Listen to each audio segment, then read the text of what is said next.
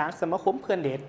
มีส่งอังฟังจากทางประเทศโมร็อกโกได้มีการมอบอุปกรณ์คอมพิวเตอร์และอุปกรณ์เทคนิคไอทีรวมมูลค่า160 ล้านกีบให้เกโรงเรียนมสสนาสมบูรณ์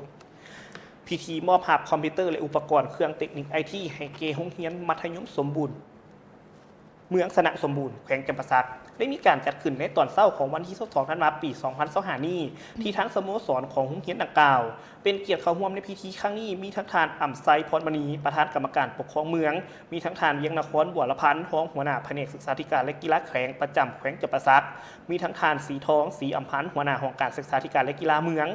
นอกจากนี้ยังมีผู้ประสานงานต่างหน้าสมาคมเพื่อนเด็กมีส่งอังฝรั่งจากประเทศโมร็อกโกพร้อมด้วยครอบครัว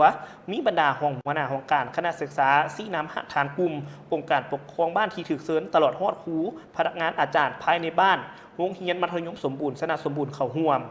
ในโอกาสกล่าวมอบดังกล่าวทั้งทานแม่ป้าบุญเหลือกิติเขมาใจศิลป์ผู้ประสานงานต่างหน้าสมาคมเพื่อนเด็กมีส่งอังฝรั่งจากทางประเทศโมร็อกโกได้บอกให้ฮู้ว่าต่อกับคอมพิวเตอร์ตั้งโต๊ะที่นำมามอบในครั้งนี้มีจำนวน 13 สูตรโปรเจคเตอร์ 1 สูตรโต๊ะ 13 หน่วยและอุปกรณ์ตกแต่งของคอมพิวเตอร์ในด้านประกอบมีผ่าก้างอุปกรณ์การขโมยและก็อินเทอร์เน็ตโดยได้รับการอุปถัมภ์ค้ำสูงช่วยเหลือจากทางสมาคมเพื่อนเด็กมีส่งอังฝรั่งจากทางประเทศโมร็อกโกมูลค่าอยู่ที่160 ล้านกว่ากีบทั้งนี้ก็เพื่อเป็นการส่งเสริมวิทยาการการศึกษาของเมืองสนะสมบูรณ์ว่ารวมว่าสพก็คือโรงเรียนมัธยมสมบูรณ์เมืองสนะสมบูรณ์ให้ได้รับการพัฒนาและทันสมัย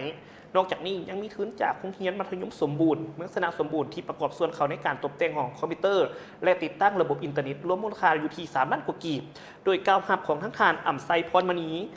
ประธานคณะกรรมการปกครองเมืองพร้อมด้วยทั้งมอบต่อหน้าทั้งทานอากรบัวลีสอนภูมิในการโรงเรียนมัธยมสมบูรณ์เมืองสนะสมบูรณ์เพื่อคุ้มครองในการปกปักรักษาและนำใช้เวียกงานการเรียนการสอนให้เกิดผลประโยชน์สูงสุดพร้อมนี้ทั้งทานประธาน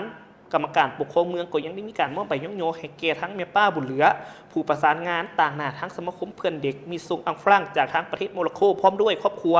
เพื่อเป็นการย่องย้อนสรรเสริญและนึกถึงคุณงามความดีของทานที่ได้ช่วยเหลือโรงเรียนดังกล่าวอยู่ที่ทางเมืองสนะสมบูรณ์ตื่มอีกด้วยต้องขอบใจภาพข่าวจากทางสื่อมวลชนเมืองสนะสมบูรณ์มาณที่ด้วย